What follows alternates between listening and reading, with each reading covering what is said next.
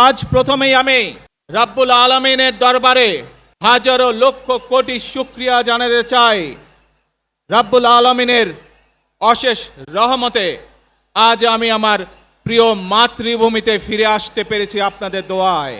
আপনাদের মাঝে আমাদের এই প্রিয় মাতৃভূমি 1971 সালে লাখো শহীদের রক্তের বিনিময়ে অর্জিত হয়েছিল। ঠিক একইভাবে 75-এ আবার 7ই নভেম্বর আধিপত্যবাদীদের হাত থেকে রক্ষার জন্য সেদিন সিপাহী জনতার বিপ্লবের মাধ্যমে আধিপত্যবাদের হাত থেকে দেশকে রক্ষা করা হয়েছিল। একইভাবে পরবর্তীতে 90-এ স্বৈরাচারের বিরুদ্ধে এদেশের জনগণ, এদেশের খেটে খাওয়া মানুষ তাদের গণতান্ত্রিক অধিকারকে ছিনিয়ে এনেছিল, কিন্তু তারপরেও ষড়যন্ত্রকারীদের ষড়যন্ত্র থেমে থাকেনি।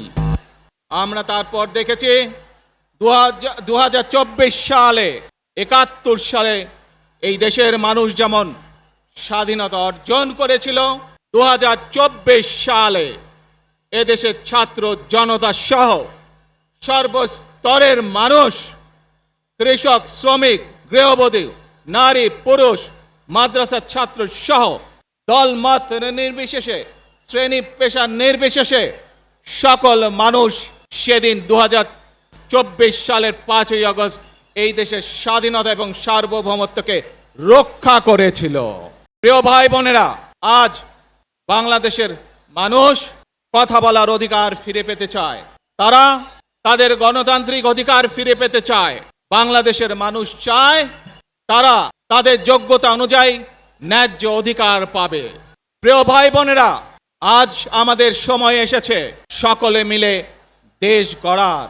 এই দেশে যেমন পাহাড়ের মানুষ আছে, এই দেশে একইভাবে সমতলের মানুষ আছে। এই দেশে মুসলমান, বৌদ্ধ, খ্রিস্টান, হিন্দু সহ বিভিন্ন ধর্মের মানুষ বসবাস করে। আমরা চাই সকলে মিলে এমন একটি বাংলাদেশ গড়ে তুলব আমরা, যেই বাংলাদেশের স্বপ্ন একজন মা দেখেন, অর্থাৎ একটি নিরাপদ বাংলাদেশ আমরা গড়ে তুলতে চাই। যে বাংলাদেশে একজন নারী, একজন পুরুষ, একজন শিশু যেই হোক না কেন নিরাপদে ঘর থেকে বের হলে নিরাপদে ইনশাআল্লাহ ঘরে আবার ফিরে আসতে পারে। প্রিয় ভাই বোনেরা, এই দেশের জনসংখ্যার অর্ধেক নারী, 4 কোটিরও বেশি তরুণ প্রজন্মের সদস্য, 5 কোটির মতন শিশু, 40 লক্ষের মতন প্রতিবন্ধী মানুষ রয়েছেন, কয়েক কোটি কৃষক, শ্রমিক রয়েছেন। এই মানুষগুলোর একটি প্রত্যাশা আছে এই রাষ্ট্রের কাছে, এই মানুষগুলোর একটি আকাঙ্ক্ষা আছে এই দেশের কাছে। আজ আমরা সকলে যদি ঐক্যবদ্ধ হই, আজ আমরা যদি সকলে প্রতিজ্ঞাবদ্ধ হই, তাহলে আমরা এই লক্ষ কোটি মানুষের সেই প্রত্যাশাগুলো পূরণ করতে পারি ইনশাআল্লাহ।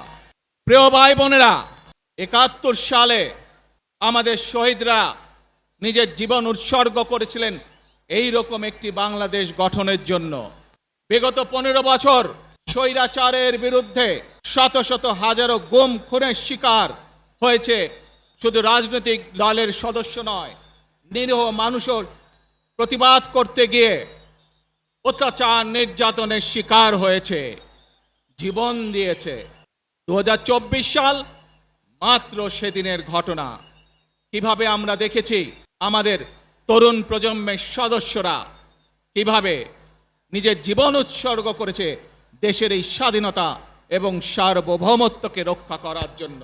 কয়েকদিন আগে এই বাংলাদেশের 24-এর আন্দোলনের এক সাহসী প্রজন্মের এক সাহসী সদস্য ওসমান হাদিকে হত্যা করা হয়েছে। ওসমান হাদি শহীদ হয়েছে। প্রিয় ভাই বোনেরা, ওসমান হাদি চেয়েছিল এই দেশের মানুষের জন্য গণতন্ত্র প্রতিষ্ঠিত হোক, এই দেশের মানুষের গণতান্ত্রিক অধিকার প্রতিষ্ঠিত হোক, এই দেশের মানুষ তাদের গণতান্ত্রিক এবং অর্থনৈতিক অধিকার ফিরে পাক। আজ 24-এর আন্দোলনে যারা শহীদ হয়েছেন, ওসমান হাদি সহ 71-এ যারা শহীদ হয়েছেন, বিগত স্বৈরাচারের সময় বিভিন্নভাবে খুন গুমের শিকার হয়েছেন, এই মানুষগুলোর রক্তের ঋণ যদি শোধ করতে হয়, আসুন আমরা আমাদের সেই প্রত্যাশিত বাংলাদেশ গড়ে তুলব, যেখানে আমরা সকলে মিলে কাজ করব, যেখানে আমরা সকলে মিলে আমাদের প্রত্যাশিত বাংলাদেশকে গড়ে তুলব। আধিপত্যবাদ শক্তির গুপ্তচরেরা বিভিন্নভাবে ষড়যন্ত্রে এখনই লিপ্ত রয়েছে। আমাদেরকে ধৈর্যশীল হতে হবে, আমাদেরকে ধৈর্য ধারণ করতে হবে। বিশেষ করে তরুণ প্রজন্মের যে সদস্যরা আছেন, আপনারাই আগামী দিন দেশকে নেতৃত্ব দিবেন, দেশকে গড়ে তুলবেন। এই দায়িত্ব তরুণ প্রজন্মের সদস্যদেরকে আজ গ্রহণ করতে হবে, যাতে করে এই দেশকে আমরা সুন্দরভাবে গড়ে তুলতে পারি। শক্ত ভিত্তির উপরে, গণতান্ত্রিক ভিত্তি, শক্তিশালী অর্থনৈতিক ভিত্তির উপরে যাতে এই দেশকে আমরা গড়ে তুলতে পারি। প্রিয় ভাই বোনেরা, আমার সাথে আজকে মঞ্চে এখানে বহু জাতীয় নেতৃবৃন্দ বসে আছেন। আসুন আজকে আমরা দুহাত তুলে আল্লাহর দরবারে দোয়া করে আল্লাহর রহমত আমরা চাই।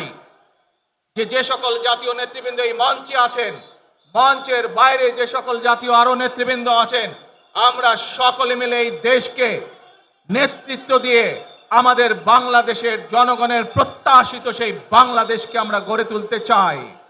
আমাদেরকে যে কোনো মূল্যে আমাদেরকে এই দেশের শান্তি শৃঙ্খলা রক্ষা করতে হবে। যে কোনো উস্কানির মুখে আমাদেরকে ধীর শান্ত থাকতে হবে। প্রিয় ভাই বোনেরা, আমরা দেশের শান্তি চাই, আমরা দেশের শান্তি চাই, আমরা দেশের শান্তি চাই। প্রিয় ভাই বোনেরা, মার্টিন লুথার কিং নাম শুনেছেন না আপনারা? নাম শুনেছেন তো আপনারা? মার্টিন লুথার কিং, তার একটি বিখ্যাত ডায়লগ আছে, আই হ্যাভ এ ড্রিম। আজ এই বাংলাদেশের মাটিতে দাঁড়িয়ে আপনাদের সকলের সামনে আমি বলতে চাই, বাংলাদেশ জাতীয়তাবাদী দলের একজন সদস্য হিসাবে আপনাদের সামনে আমি বলতে চাই, I have a plan for the people of my country, for my country. আজ এই পরিকল্পনা দেশের মানুষের স্বার্থে, দেশের উন্নয়নের জন্য, দেশের মানুষের ভাগ্যের পরিবর্তনের জন্য যদি সেই প্ল্যান, সেই কার্যক্রম, সেই পরিকল্পনাকে বাস্তবায়ন করতে হয়, প্রিয় ভাই বোনেরা, এই জনসমুদ্রে যত মানুষ উপস্থিত আছেন, এই সারা বাংলাদেশে গণতন্ত্রের শক্তি যত মানুষ উপস্থিত আছেন, প্রত্যেকটি মানুষের সহযোগিতা আমার লাগবে। প্রত্যেকটি মানুষের সহযোগিতা আমাদের লাগবে।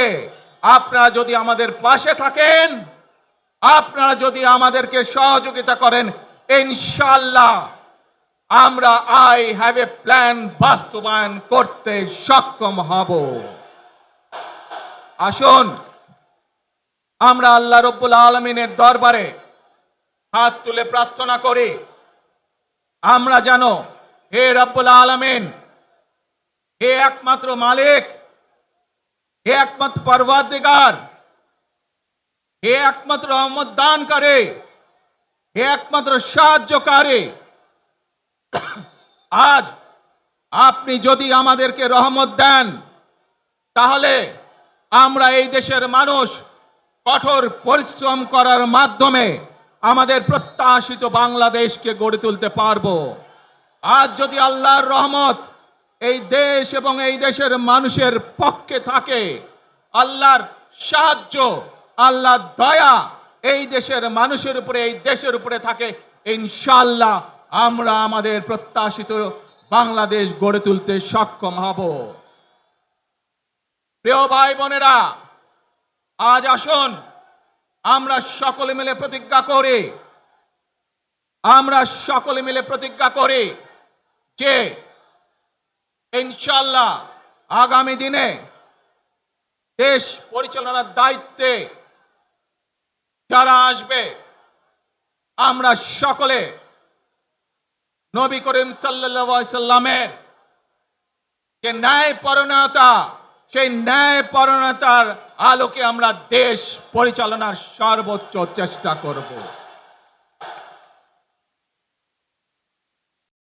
ভাই বোনেরা, আজ আপনারা জানেন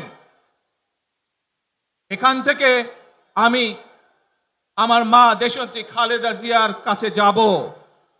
একটি মানুষ, যে মানুষটি এই দেশের মাটি, এই দেশের মানুষকে নিজের জীবনের থেকেও বেশি ভালোবেসেছেন।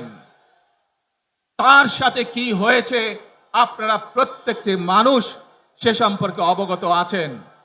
সন্তান হিসাবে আপনাদের কাছে আমি চাইবো আজ আল্লাহর দরবারে আপনারা দোয়া করবেন, যাতে আল্লাহ ওনাকে তৌফিক দেন, উনি যাতে সুস্থ হতে পারেন।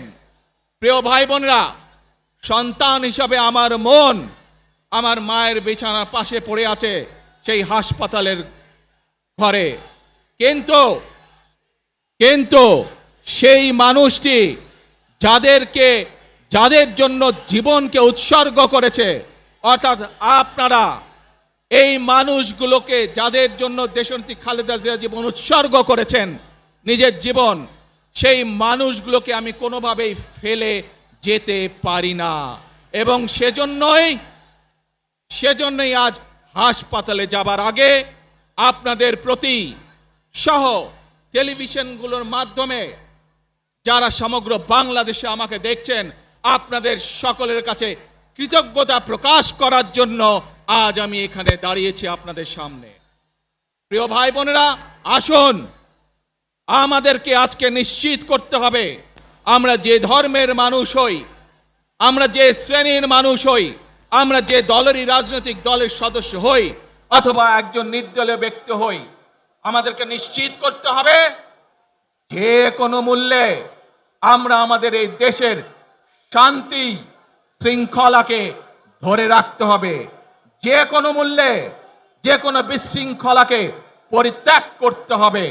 যে কোনো মূল্যে আমাদেরকে নিশ্চিত করতে হবে যাতে মানুষ নিরাপদ থাকতে পারে। শিশু হোক, নারী হোক, পুরুষ হোক, যে কোনো বয়স, যে কোনো শ্রেণী, যে কোনো পেশা, যে কোনো ধর্মের মানুষ যেন নিরাপদ থাকে, এই হোক আমাদের চাওয়া আজকে।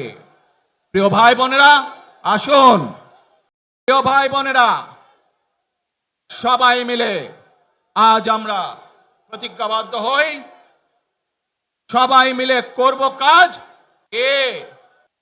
জোরে আরো সবাই মিলে করব কাজ, কর্মমোদের বাংলাদেশ। ইনশাআল্লাহ আপনাদের সকলের কাছে দোয়া আছে। আবারও সকলকে যে কোনো মূল্যে দেশে শান্তি শৃঙ্খলা রক্ষার আহ্বান জানিয়ে, যে কোনো বিশৃঙ্খলাকে পরিহার করে ধৈর্যের সাথে মোকাবেলা করার আহ্বান জানিয়ে আমার বক্তব্য শেষ করছি। আবারও আপনাদের কাছে কৃতজ্ঞতা প্রকাশ করছি আজকে আমাকে এইভাবে বরণ করে নেওয়ার জন্য। আল্লাহ হাফেজ। বাংলাদেশ জিন্দাবাদ। বাংলাদেশ জাতীয়তাবাদী দল জিন্দাবাদ। আসসালামু আলাইকুম।